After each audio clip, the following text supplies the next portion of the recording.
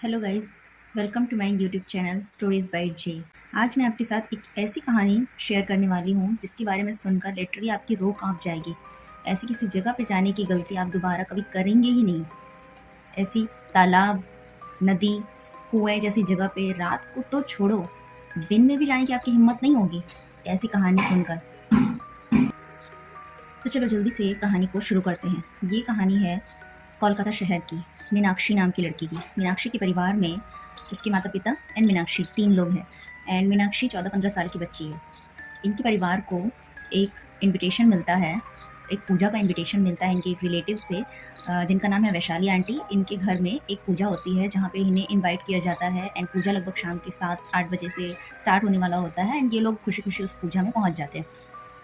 And अभी सब लोग, ये लोग भी पहुंच चुके हैं, सारे गेस्ट पहुंच चुके हैं, सभी लोग पहुंचे हैं। मेरी मॉम को भी इस पूजा में इनविटेशन मिला था, वो भी पहुंच चुके हैं, सब लोग पहुंच चुके हैं। एंड इस घटना के दौरान मैं भी वहाँ थी, बट मैं बहुत छोटी थी, तो मुझे इतना इस घटना के बारे में मुझे उतना कुछ पता नहीं था, डीपली नहीं पता था। थोड़ा बहुत पता था, डीपली नहीं पता था। इस घटना के बारे में बाद में मेरी मॉम ने मुझे पूरी तरीके से बताया। तो मीनाक्षी जिस दिन पहुंची होती है वैशाली आंटी के घर जहाँ पे ये पूजा होती है, एंड शाम के 7-8 बजे ये पूजा स्टार्ट हो चुकी होती है। पूजा ऑब्वियसली 2-3 घंटे चलने वाली थी एंड पूजा के बाद डिनर का भी प्रोग्राम था इनके ही घर, वैशाली आंटी के घर। एंड इनका घर 1 BHK था, वैशाली आंटी का। एंड ऊपर फ्लोर में ये वैशाली आंटी का खुद का घर था एंड नीचे का घर इन्होंने रेंट पे दिया हुआ था। एंड नीचे का एरिया मैं थोड़ा डिस्क्राइब कर देती हूँ। इनका जो घर का नीचे का एरिया था उसको इन्होंने रेंट पे चढ़ाया हुआ था एंड वहाँ पे ज़्यादा स्पेस नहीं थी, तो बच्चे खेल नहीं सकते थे, वहाँ पे बहुत कम स्पेस थी। इनके जो घर का जो मेन गेट होता है, जो मतलब ऊपर फ्लोर में वो रहते हैं, नीचे रेंट पे चढ़ाया हुआ था। एंड नीचे वहाँ से बाहर निकलने के लिए एक मेन गेट होता है, ऐसा आपको पता ही होगा, मेन गेट होता है। एंड वहाँ से निकलने के बाद लेफ्ट साइड पे अगर हम लोग निकलेंगे तो वहाँ पर होता है इनका, रोड पे निकल सकते हैं, मेन रोड पे जाने का रास्ता होता है, वो रास्ता सेफ होता है। एंड लेफ्ट साइड पे, राइट साइड पे जो रास्ता होता है वो अनसेफ होता है। बेसिकली ये वैशाली आंटी के घर का बैक साइड का एरिया होता है जहाँ पे होता है एक तालाब।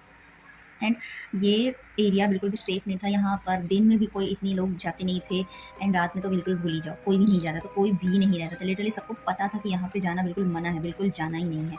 एंड अभी क्या होता है, पूजा के दौरान ये बच्चे वैशाली वैशाली आंटी के घर में जो पूजा चल रही थी, इसके दौरान जो बच्चे होते हैं वो पूजा में और भी लोग आए थे, तो उनके बच्चे, मीनाक्षी, सब लोग खेलने के लिए नीचे चले आते हैं। उनके घर में ऑब्वियसली 1 BHK में क्या ही जगह मिलेगी खेलने के लिए, पूजा हो रही है तो वो लोग क्या करते हैं, नीचे चले आते हैं। नीचे भी उन्हें स्पेस नहीं मिलता, वो मेन गेट से बाहर निकलते हैं एंड लेफ्ट साइड में जो मेन रोड का जो रास्ता जा रहा होता है वहाँ पे वो लोग खेल रहे होते हैं। एंड सबको पता होता है कि जो राइट साइड का जो भी एरिया है, उनके बैक साइड का एरिया है जो घर का, वो सेफ नहीं है, तो वहाँ पे वो नहीं खेलते हैं। बट पता नहीं कैसे मीनाक्षी खेलते खेलते गलती से उस एरिया में पहुँच जाती है, उसे पता नहीं होगा, तो वो पहुँच जाती है वहाँ पे। एंड कुछ टाइम तक वो अपने दोस्तों से अलग रहती है, वो उस एरिया में जा चुकी होती है। एंड कुछ टाइम तक वो 10-15 मिनट, पता नहीं कितनी देर तक वो वहाँ पर थी।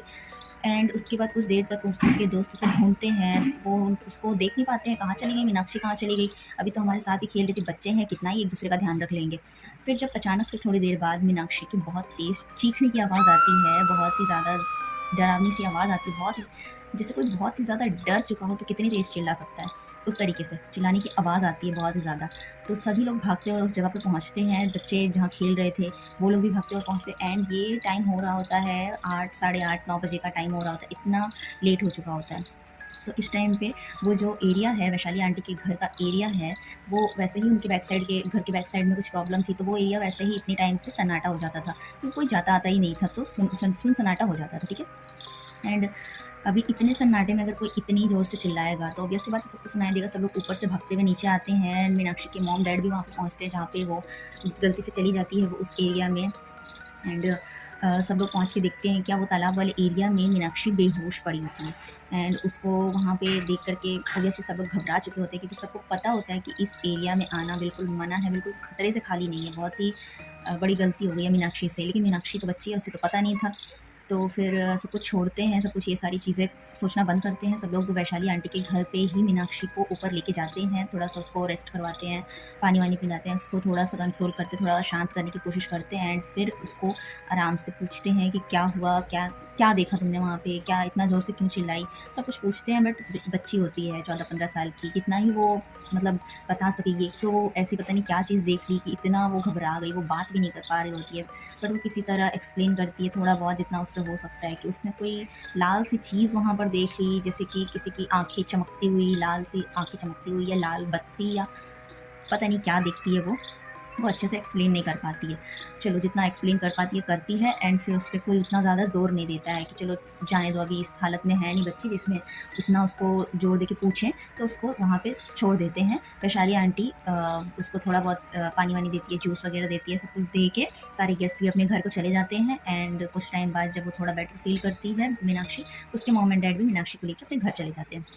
एंड मीनाक्षी जो होती है लोअर मिडिल क्लास फैमिली से होती है, एंड उसके फादर जो हैं टीवी रिपेयरिंग का काम करते थे। तो वो जो ब्लैक एंड वाइट टीवी आती थी ना पहले, वो जो बॉक्स वाले डब्बे वाली आती थी, वो रिपेयरिंग का काम करते थे। तो अभी मैं ये चीज़ क्यों बता रही हूँ, ये आगे आपको कहानी में समझ में आएगी। तो अभी वहाँ से तो सब लोग चले गए, सब अपने-अपने घर चले गए, एंड किसी को आगे का कुछ पता नहीं होता है कि मीनाक्षी के साथ लाइफ़ में अब आगे क्या होती है। अभी सबको लग रहा होता है कि हाँ, बस छोटी-सी घटना थी, बस हो गई, काम खत्म, सब अपने-अपने घर चले गए, सब कुछ नॉर्मल ही है। बट मीनाक्षी एंड मीनाक्षी के पेरेंट्स अब जो सर्वाइव कर रहे हैं अपने फैमिली में, क्या वो झेल रहे हैं, ये सिर्फ़ उनको ही पता है एंड किसी को नहीं पता है। तो अभी इन सब घटना को होके 1-2 साल, 3 साल ऐसा कुछ टाइम बीत चुका होता है। एंड हमारे घर में, मेरे घर पे, मेरे मॉम के घर पे टीवी जो है ख़राब हो चुका होता है, एंड उस टाइम पे obviously black and white TV था, वो केबल वाला सिस्टम तब था नहीं। तो हम लोगों का टीवी जो है थोड़ा ख़राब हो चुका होता है, तो हम लोग उनको बुलाते हैं बुलाते हैं ठीक करने के लिए, एंड वो आते हैं, रिपेयर वगैरह करते हैं। एंड उसके बाद मेरी मॉम मेरे सामने ही उनको ये चीज़ पूछती है कि आपकी बेटी कैसी है अभी, उसका तबीयत ठीक है या वो थोड़ा इम्प्रूव हुई है, पढ़ाई-वढ़ाई कैसा चल रहा है उसका? तो वो बहुत ही सैड होकर के, बहुत ही भारी मन से ये बताते हैं कि मेरी बेटी उस दिन से अभी तक वैसी ही है, उसकी हालत और बिगड़ती चली जा रही है, बिल्कुल भी सुधरने का नाम ही नहीं ले रहा है। एंड वो बहुत ही लोअर मिडिल क्लास से थे, तो वो इतना ज़्यादा उसके ऊपर खर्चा कर नहीं पा रहे थे। फिर भी उनसे जितना हो सकता है दवाइयाँ, झाड़-फूँक, ओझा दिखाना, जितना भी वो कर पाते हैं, करते हैं। बट उनकी बेटी के हालात में कुछ भी सुधार नहीं होता है, एंड वो फिर बताते हैं उनके साथ क्या-क्या होता है। उस दिन के बाद से मीनाक्षी की लाइफ़ बिल्कुल चेंज हो गई होती है। पहले वो बहुत ही खुश रहने वाली लड़की थी, बहुत ही हँसमुख, चुलबुल सी, सबसे बात करने वाली। बट जिस दिन से वैशाली आंटी के घर पे ये इंसिडेंट उसके साथ हुआ था, वो लोग घर चले गए थे, सबको वहाँ से तो बिल्कुल नॉर्मल लगा था कि हाँ भई चलो ठीक है, अब लड़की होश में आ गई है। अब तो सब नॉर्मल है, चले भी गए हैं सब घर, अभी सब नॉर्मल ही है। बट उस दिन से मीनाक्षी के साथ अंदर ही अंदर कुछ तो भी चल रहा था, मीनाक्षी के बॉडी में, माइंड में कुछ तो चल रहा था, जिसका किसी को पता नहीं था। एंड वो एक दिन घर पे अपने टेरेस पे जाती है, एंड उसका घर कैसा होता है कि बाकी और भी रेंट पे लोग रहते हैं, तो अड़ोस पड़ोस में भी लोग रहते हैं। तो वो एक दिन टेरेस पे जाती है, एंड खुद को अकेला पा करके वो अपने साथ एक ऐसा कदम उठाने की कोशिश करती है जिसके बारे में मैं यहाँ मेंशन कर दूंगी। उसी टाइम उसे कोई देख लेता है, अड़ोस पड़ोस में बहुत सारे लोग होते हैं, टेरेस में तो हम लोग जाते हैं तो और भी लोग जाते ही हैं, तो कोई उसे देख लेता है एंड उसको बचा लेता है। एंड तुरंत ही उसके मॉम डैड को बुलाया जाता है टेरेस के ऊपर, एंड उसको पकड़ के लेके जाते हैं, घर पे बैठाते हैं, एंड वो बिल्कुल ही चुपचाप, शांत, किसी से बात नहीं करना, बिल्कुल कभी खाना खाया तो खाया, नहीं खाया तो नहीं खाया, कभी बिल्कुल पागलों जैसी हरकतें करना, बिल्कुल मतलब ऐसी सिचुएशन हो गई थी बच्चे की कि पढ़ाई लिखाई तो दूर की बात है, अब वो अपने माँ बाप से भी नॉर्मल बिहेव नहीं कर रही है। एंड उसके माँ-बाप वैसे ही उसको दवाइयाँ करना, ओझा के पास दिखाना, मस्जिद में दिखाना, जहाँ भी जो भी होता है वो सब कुछ करवाते थे, बट कोई फ़ायदा नहीं हो रहा था।